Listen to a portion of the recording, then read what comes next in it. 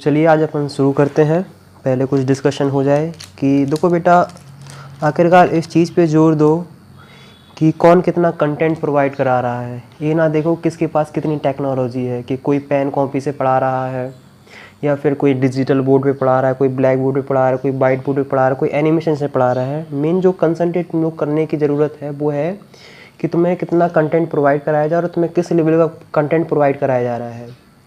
मैं केमिस्ट्री और फिज़िक्स का मतलब पूरे 11th क्लास का पूरा कोर्स अपलोड कर रहा हूँ, वो भी मतलब आपको हर वीडियो मिल जाएगी हर टॉपिक पे। और मैं कोशिश करता हूँ कि आपके IIT advance, NEET, NDA, air force इनके एग्ज़ाम क्रैक होने, इनके क्वेश्चंस लगने चाहिए। तो मैं इस चीज़ पे जोर देता हूँ। बेटा इस बात पे जोर ना दो कि ये वाले सर या वाले भैया कॉपी पे लिख रहे हैं या फिर इनके पास मतलब इतना इक्विपमेंट नहीं है। बेटा इक्विपमेंट तो आते जाते रहेंगे, नॉलेज परमानेंट होती है।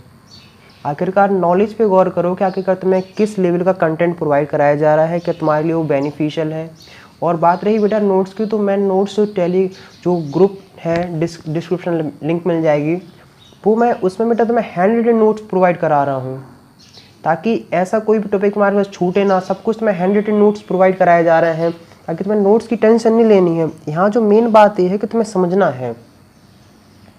समझना तुम्हें ऐसा है कि आखिरकार वो टॉपिक तुम्हें फील हो रहा है कि नहीं, तुम्हारे क्वेश्चंस निकल रहे हैं नहीं।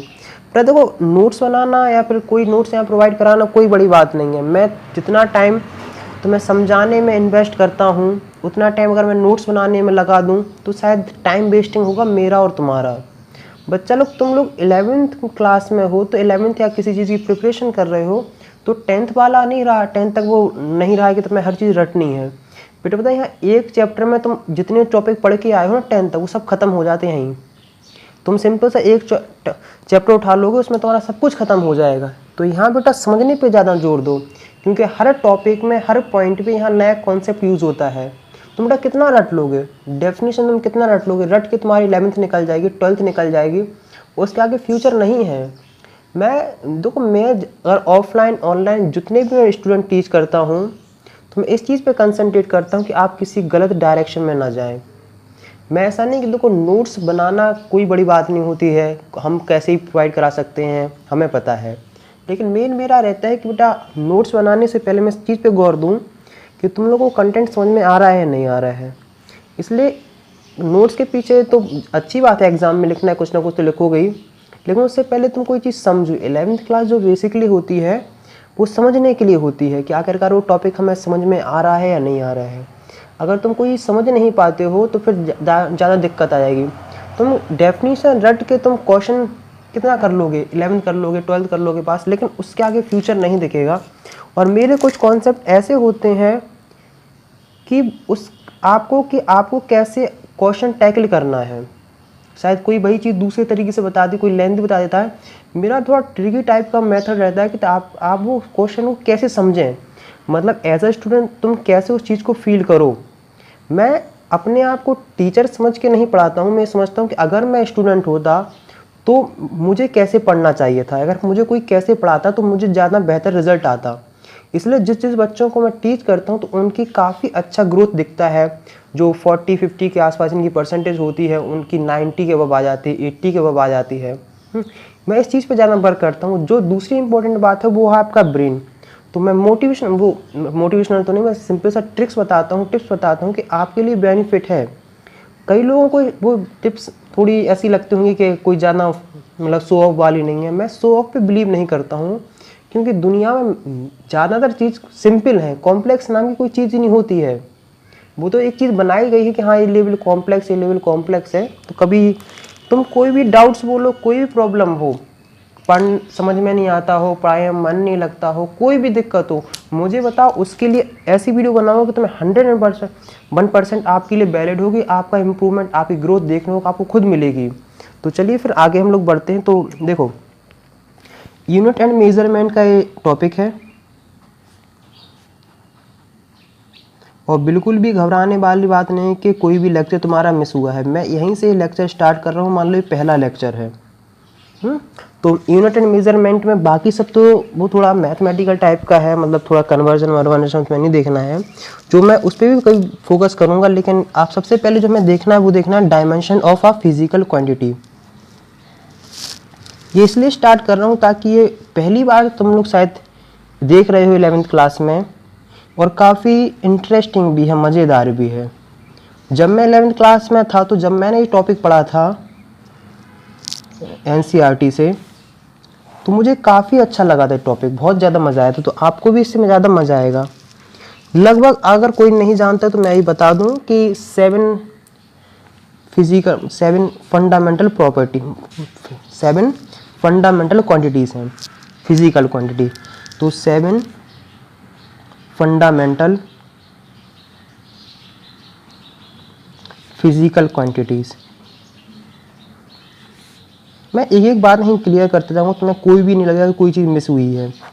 देखो, सबसे पहले जो हम लोग समझते हैं कि आखिरकार की फिजिकल क्वांटिटी क्या होती हैं। हमारा सबसे पहले मेन मोटो रहता है कि आखिर कभी टॉपिक कोई पढ़ रहे हो तो सबसे पहले समझो कि उसमें हम क्या पढ़ने वाले हैं और क्यों पढ़ रहे हैं। तो ये जो डायमेंशन जो हम पढ़ने वाले हैं, इससे आपकी जितनी फॉर्मूले हैं उसको चेक करा जाता है कि फॉर्मूला मतलब डायमेंशन के सही है कि नहीं है। जैसे धीमे धीमे आपको भी सब कुछ बहुत ज़्यादा मज़ा आएगा। जैसे देखो, फिजिकल क्वांटिटी, तो फिजिकल क्वांटिटी वो क्वांटिटी होती हैं जिसको आप मेज़र कर सकते हैं। क्या होती हैं? फिजिकल क्वांटिटी वो सब क्वांटिटी होती हैं जिसको आप मेज़र कर सकते हो। जैसे आप स्पीड, मास, लेंथ, जितनी भी चीज़ आप मेज़र कर सकते हैं वो सब किस में आती हैं? वो सब फिजिकल क्वांटिटी में आती हैं। अगर तुम्हारे दिमाग में सबसे पहले क्वेश्चन आ रहा होगा भैया या सर कि हम तो लगभग सारी चीज़ें मेज़र ही करते हैं, लेकिन कुछ चीज़ें ऐसी होती हैं जिससे आप मेज़र नहीं कर सकते हो। जैसे आप लव, प्यार आप मेज़र नहीं कर सकते हो। आप अपनी एंग्री, गुस्सा आप मेज़र नहीं कर सकते हो। आप अपनी भूख मेज़र नहीं कर सकते हो। ये सब नॉन फिजिकल क्वांटिटी है, मतलब जिसको आप मेज़र नहीं कर सकते। किसी मीटर में आप मेज़र नहीं कर सकते कि आप कितना लव करते हो। किसी को नहीं बता सकते हो कि नहीं भाई तुम हो, तुम्हारी गर्लफ्रेंड ने पूछा है या फिर तुम्हारे बॉयफ्रेंड ने पूछा कि बताओ तुम मुझसे कितना लव करते हो। तुम अपने सीने पे एक मीटर लगाओ और उसमें रीडिंग शो होने लगे कि नहीं भाई तुम इतने परसेंट लव करते हो, इतना परसेंट लव नहीं करते हो। यही बात है। इतनी सिंपल सी चीज़ हम लोगों ने समझ ली कि आखिरकार इसको हम मेज़र नहीं कर सकते हो। तो जैसे लेकिन आप अपनी बॉडी का टेम्परेचर मेज़र कर सकते हो कि आपकी बॉडी का कितना टेम्परेचर, मतलब टेम्परेचर एक फिजिकल क्वांटिटी हुई है। फिजिकल क्वांटिटी को जनरली 2 पार्ट में डिवाइड किया गया था। कोई फिजिकल क्वांटिटी होती है उनको 2 टाइप में डिवाइड किया गया है। पहला फंडामेंटल और दूसरा ड्राइव्ड। देखो, फंडामेंटल सिर्फ 7 हैं, बाकी सब ड्राइव्ड हैं। मतलब जो फंडामेंटल नहीं वो सब ड्राइव्ड है। फंडामेंटल जो हमें सबसे पहले समझना है कि फंडामेंटल में कौन कौन आते हैं। फंडामेंटल 7 है और 7 नंबर बहुत स्पेशल होता है। देखो 7 जो है 7 ही अजूबे हैं, 7 वंडर्स हैं, 7 समुंदर हैं, 7 ऋषि हैं, 7 लोग ही इस दुनिया में अमर हैं। बहुत कुछ 7 के पीछे बहुत लॉजिक है। धोनी के टी शर्ट का नंबर भी 7 है, तो ना 7 बहुत स्पेशल नंबर। तो फंडामेंटल फिजिकल क्वांटिटी भी 7 है। उसमें से एक है लेंथ, उसके बाद है मास, उसके बाद जो हमें देखने को मिलता है वो है टाइम, फिर है इलेक्ट्रिक करंट,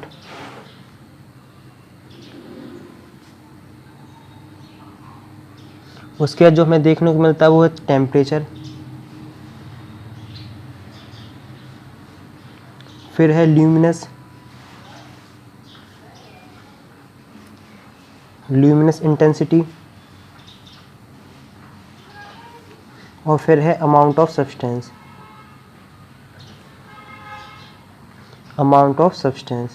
बेटा अमाउंट ऑफ सब्सटेंस में जो आता है मोल आता है, तुम्हें ज़्यादा परेशान नहीं होना है। सिंपल सा है, मोल में ज़्यादा बच्चे मोल नाम सुन के ज़्यादा घबरा जाते हैं क्योंकि मोल्स में डाउट्स ज़्यादा होते हैं बच्चों के, तो उसमें कोई घबराने वाली बात नहीं है। और एक बात बता दूं कि 11th का पूरा केमिस्ट्री या फिजिक्स का पूरा कोर्स अपलोड करा जा रहा है। रोज़ वीडियो अपलोड होती है, तो रोज़ देखो। और आपके बिलीव करो, जब आप आखिरी तक वीडियो देखोगे ना तो आप एक एक लेवल के अच्छे लेवल के क्वेश्चंस लग जाएंगे। अब देखो, हमें सबसे पहले समझना है कि आखिरकार length, mass, time, electric current, temperature, luminous intensity, amount, ये 7 है। इन 7 के जो डायमेंशन हमें जो डायमेंशन होते हैं वो देखो, लेंथ का जो डायमेंशन होता है उसे एल से रिप्रेजेंट करते हैं और जो डायमेंशन होते हैं उसे हम स्क्वायर ब्रैकेट के अंदर रिप्रेजेंट करते हैं। मास का एम से होता है, टाइम का टी से होता है, इलेक्ट्रिक करंट का ए से होता है क्योंकि इलेक्ट्रिक करंट की जो यूनिट होती है एम्पियर होती है, टेम्परेचर का के से होता है क्योंकि इसकी यूनिट केल्विन होती है, ल्यूमिनस इंटेंसिटी को सी डी से करते हैं क्योंकि उसके कैंडला इसकी यूनिट होती है, और अमाउंट ऑफ सब्सटेंस वो हम मोल से कर देते हैं तो इसको एमओ लिखते हैं।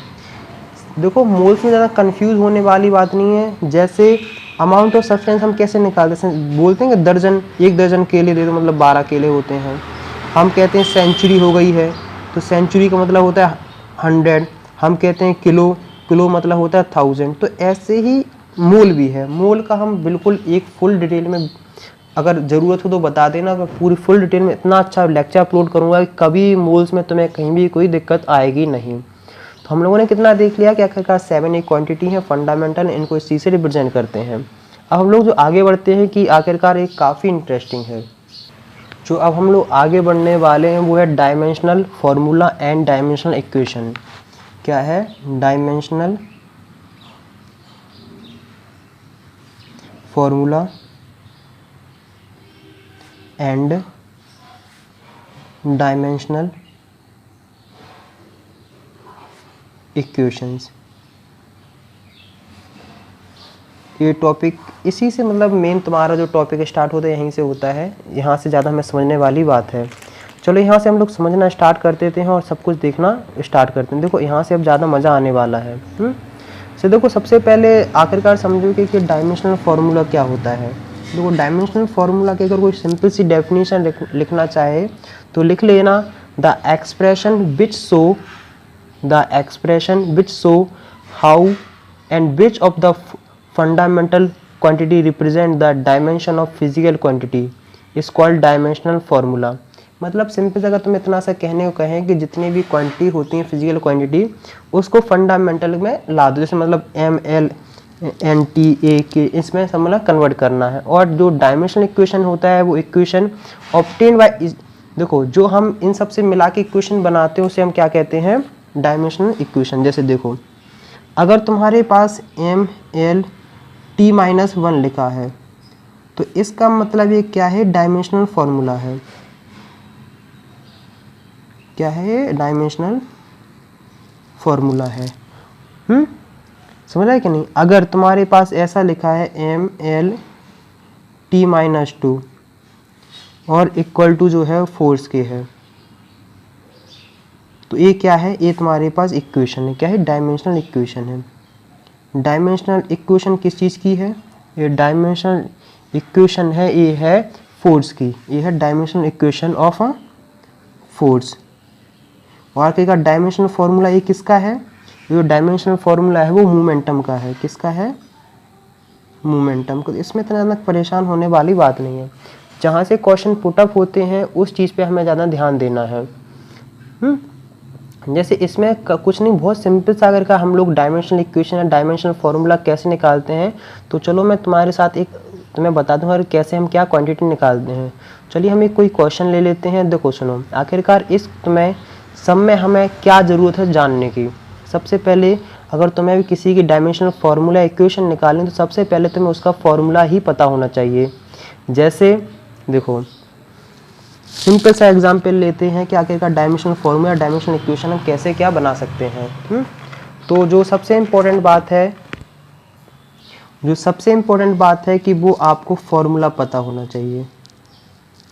फार्मूला जैसे कि अगर मैं आपसे पूछूं कि एरिया का फार्मूला क्या होता है तो आपका कहना होगा लेंथ इनटू ब्रेथ। तो जैसे देखो ये लेंथ भी एक एल है और ए भी एक एल है। तो आखिरकार इसका जो डायमेंशनल फार्मूला देखने को मिलेगा वो होगा एल स्क्वायर। लेकिन यहाँ तो मैं स्कूल में अगर कहीं भी रिप्रेजेंट करना होता है वो करना होता है एम एल टी में, और 11th क्लास की मैक्सिमम चीज़ एम एल टी में ही रिप्रेजेंट करी जाएंगी, मैक्सिमम चीज़ें। तो इतना हो गया कि अब देखो सुनो, हम सब जानते हैं किसी की भी चीज़ के ऊपर जीरो जिसकी पावर होता है उसका आंसर क्या होता है, 1 होता है। तो हम लोग क्या करेंगे कि m की पावर 0, l स्क्वायर और t की पावर 0। तो आखिरकार ये एरिया का डायमेंशनल फॉर्मूला बन गया है। इतनी सी बात हो गई है क्लियर। मतलब पहली जो चीज़ है वो आपको फॉर्मूला ही पता होना चाहिए। जैसे अगर मैं आपसे कोई ऐसा क्वेश्चन बोल दूं जिसका आपको फॉर्मूला ही नहीं पता है तो आपको शायद, जैसे इम्पल्स ऑफ अ फोर्स, क्या है, इम्पल्स ऑफ अ फोर्स। मान लो आपको इसका फॉर्मूला ही नहीं पता है कि इम्पल्स ऑफ अ फोर्स का क्या फॉर्मूला होता है, तो मुझे तो नहीं लगता कि आप इसका डायमेंशनल इक्वेशन निकाल पाएंगे, डायमेंशनल फॉर्मूला बना पाएंगे। देखो बेटा, रटने वाली इसमें कोई भी बात नहीं है, रटने की कोई भी ज़रूरत नहीं है। आप अगर आपको फॉर्मूला पता है तो आप बेसिक सिंपल से तरीके से निकाल सकते हैं। तो मैं फिर इससे बताऊंगा कि डायमेंशनल फॉर्मूला कैसे निकालते हो, उसकी हेल्प से तुम ऐसा यूनिट कैसे निकाल सकते हो। तो बहुत इंटरेस्टिंग होना। जैसे अगर मान लो मैंने बोला है कि तुम्हें क्या निकालना है, इम्पल्स का। अगर इम्पल्स का सबसे पहले जो तुम्हें है वो फॉर्मूला ही पता होना चाहिए। अगर इम्पल्स का देखो क्या होता है, फोर्स इनटू टाइम। अब देखो इसको हमें उस 7 फंडामेंटल फिजिकल क्वांटिटी की तरफ लाना है, मतलब उन जो 7 डायमेंशन है उसमें कन्वर्ट करना है। फोर्स जो होता है उसका फॉर्मूला क्या होता है, उसका होता है मास इनटू एक्सेलरेशन। मास तो फंडामेंटल में आ गया है, टाइम ही फंडामेंटल में, लेकिन एक्सेलरेशन अभी भी नहीं आया है। तो एक्सेलरेशन को जो हम कन्वर्ट करेंगे वो करेंगे वेलोसिटी अपॉन टाइम। टाइम आ गया है लेकिन अभी भी वेलोसिटी नहीं आई, तो वेलोसिटी होगी डिस्टेंस अपॉन टाइम। देखो टाइम भी फंडामेंटल का है, डिस्टेंस मतलब एल भी फंडामेंटल है। तो अगर हम लिखना चाहें तो लिखेंगे, देखो कि F इंटू टी को तुम ऐसे लिखोगे कि F का जो हो जाएगा मास, फिर हो जाएगा D upon T square into T. इससे एक कैंसिल, तो अगर तुम्हारे पास आ गया M D अपॉन टी। मास एक ही है तो 1 लिखेंगे।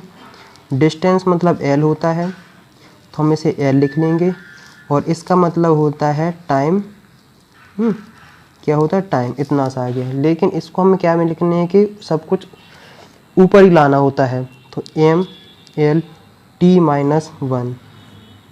अगर आप इसको रटोगे तो ज़्यादा दिक्कत आ जाएगी। अगर सिंपल सा हमें इतना सा देखना है कि अगर हमें कन्वर्जन ही करते जाना और बाकी सब चीज़ तुम्हें सिंपल सी आती जाएंगी।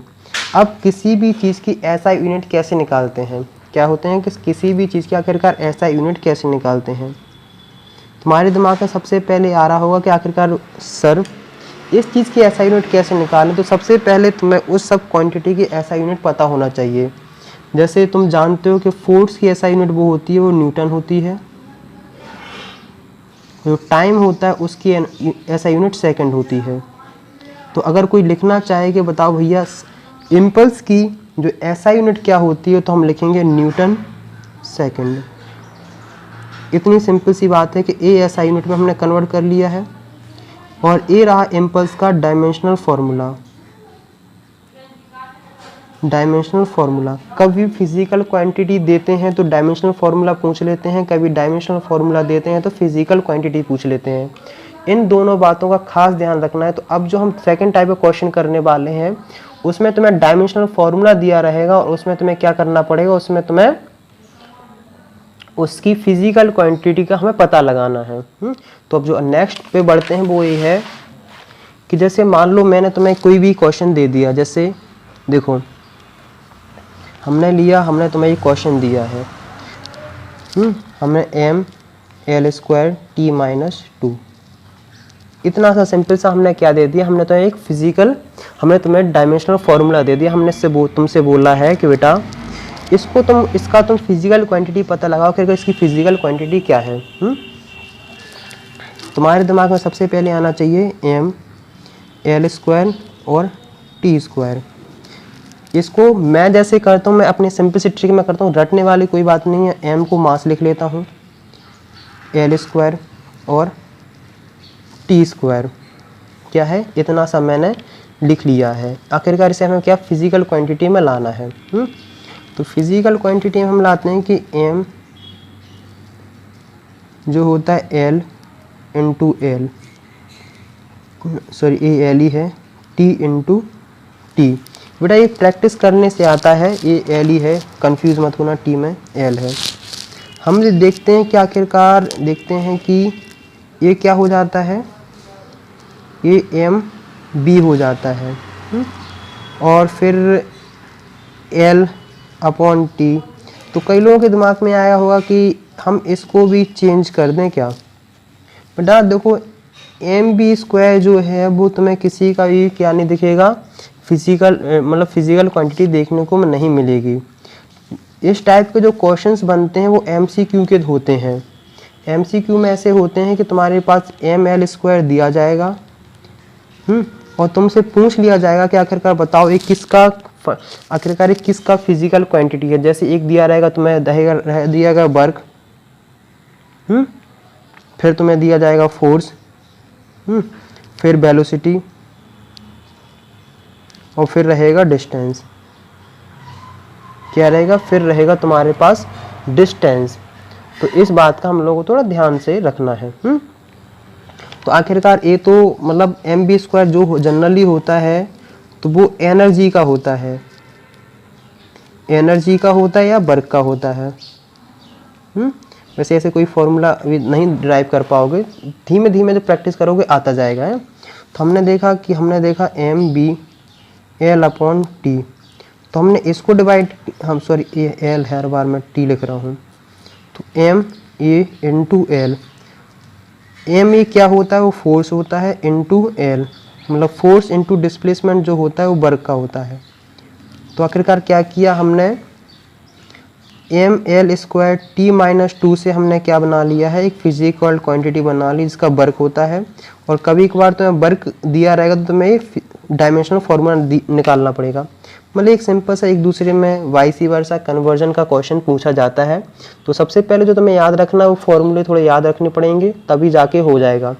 और जब मैं क्या करता था, जब मुझे एग्ज़ाम में आईआईटी एडवांस मतलब जैसे ये एग्ज़ाम होते AQT होते हैं, जे मीन्स इन सब के जब होते थे तो मैं ऐसे ही करता था कि मैं इन चारों का क्या करता था, डायमेंशन निकाल लेता था।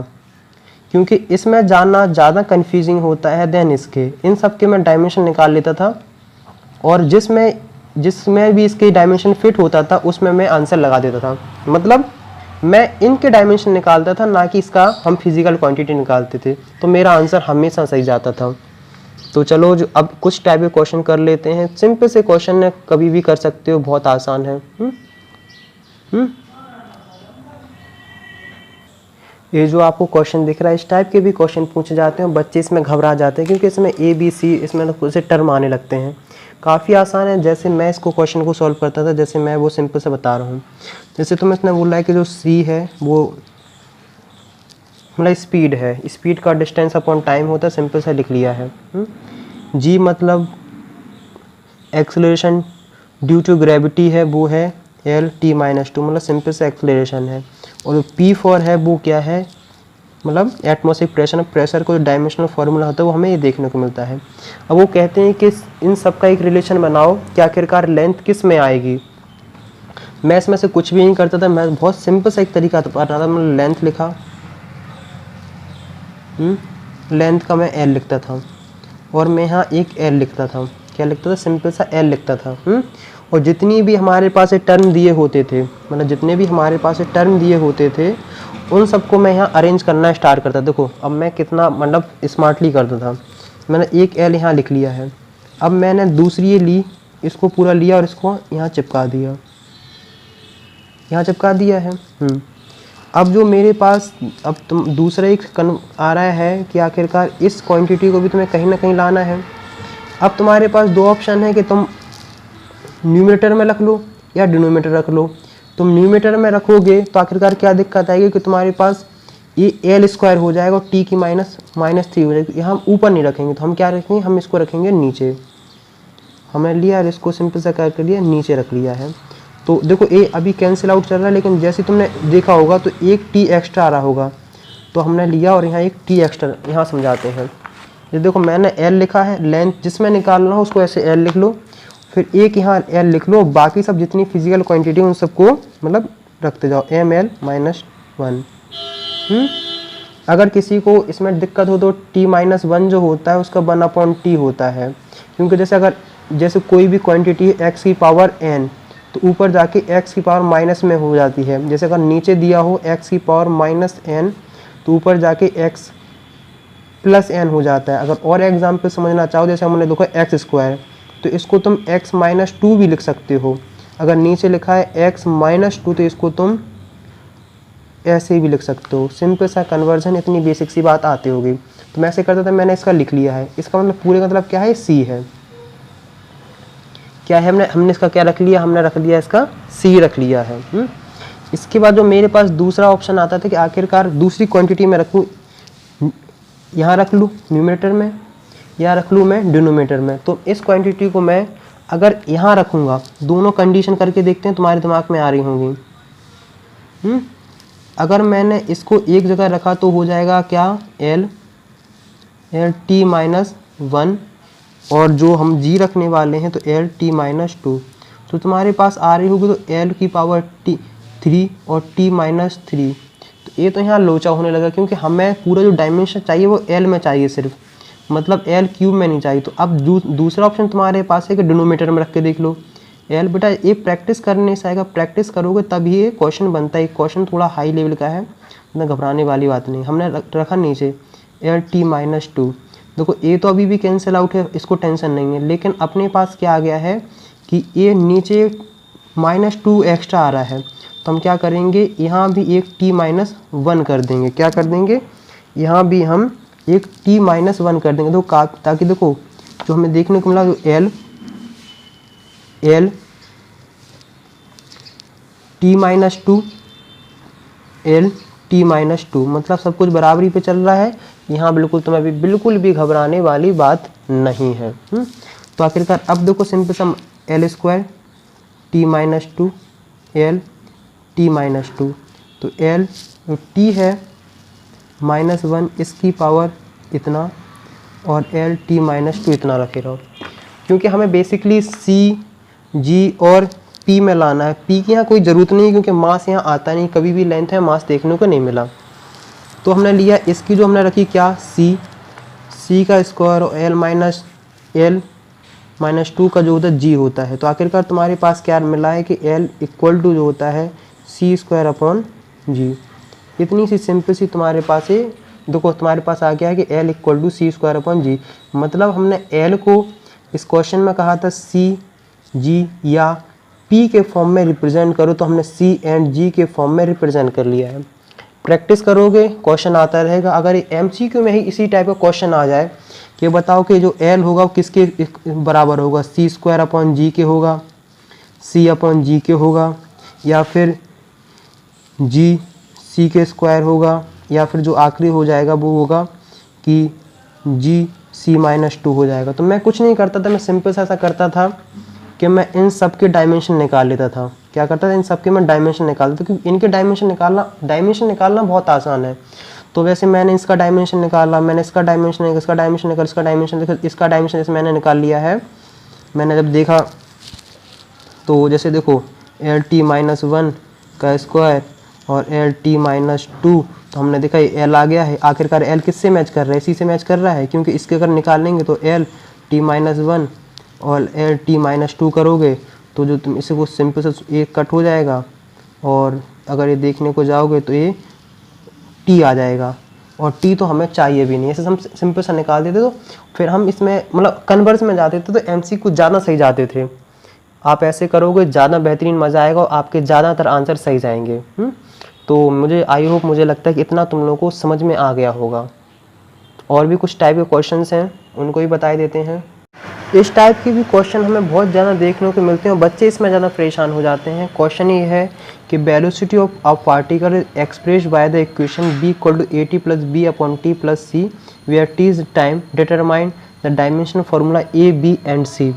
सबसे बड़ी बात होती है कि बच्चे ने आज तक भी ये वाली इक्वेशन कभी देखी ही नहीं है। क्या नहीं देखी है, ऐसे कोई इक्वेशन देखी ही नहीं है, इसलिए वो सबसे पहले इसी को देख के घबरा जाते हैं कि हे भगवान आखिरकार इसको सॉल्व कैसे करना। आखिरकार ये तो इक्वेशन मैंने कभी देखी भी नहीं है।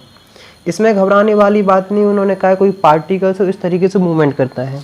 दूसरी गलती जो बच्चे अक्सर करते हैं वो करते हैं कि ए को मान के वही मान लेते हैं कि ए आखिरकार एक्सेलरेशन है, क्योंकि उनके दिमाग में एक सेट रहता है कि आखिरकार क्या होता है, ए फॉर एक्सेलरेशन होता है, इसलिए बच्चे इसमें ज़्यादा गलती कर देते हैं। लेकिन नहीं, ए बी एंड सी और कुछ नंबर हैं, इनके हमें डायमेंशनल फार्मूला निकालना है।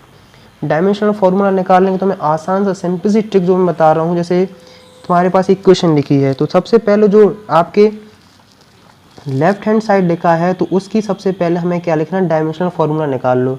आखिरकार वेलोसिटी है तो वेलोसिटी का होता है एल टी माइनस वन। क्या होता है, मतलब जानते हो कि डिस्टेंस अपॉन टाइम होता है, डिस्टेंस का एल होता है, टाइम का टी होता है, तो एल टी माइनस वन हमें सिंपल था, हमने इसका निकाल लिया है। कोई बात नहीं है, ज़्यादा परेशान होने वाली बात नहीं, हमने इतना लिया और निकाल दिया है। अब जैसे देखो एल टी माइनस वन को तुम इससे कंपेयर करो, इससे कंपेयर करो और इससे कंपेयर करो।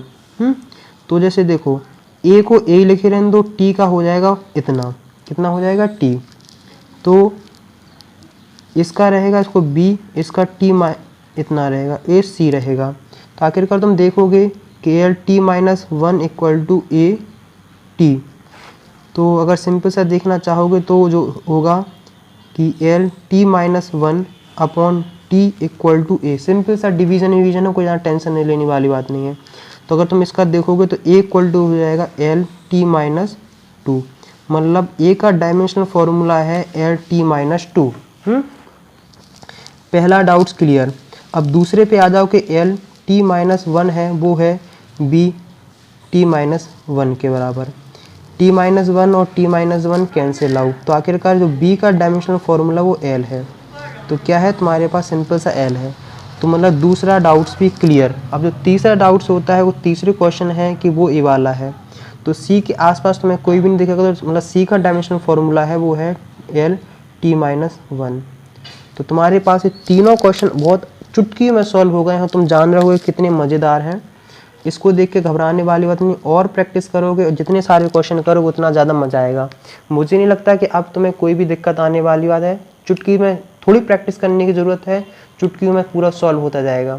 नेक्स्ट वीडियो में इसका थोड़ा एडवांस लेवल पे बात करेंगे, थोड़ा और जो उसमें बातें डिस्कशन करने उसमें करेंगे।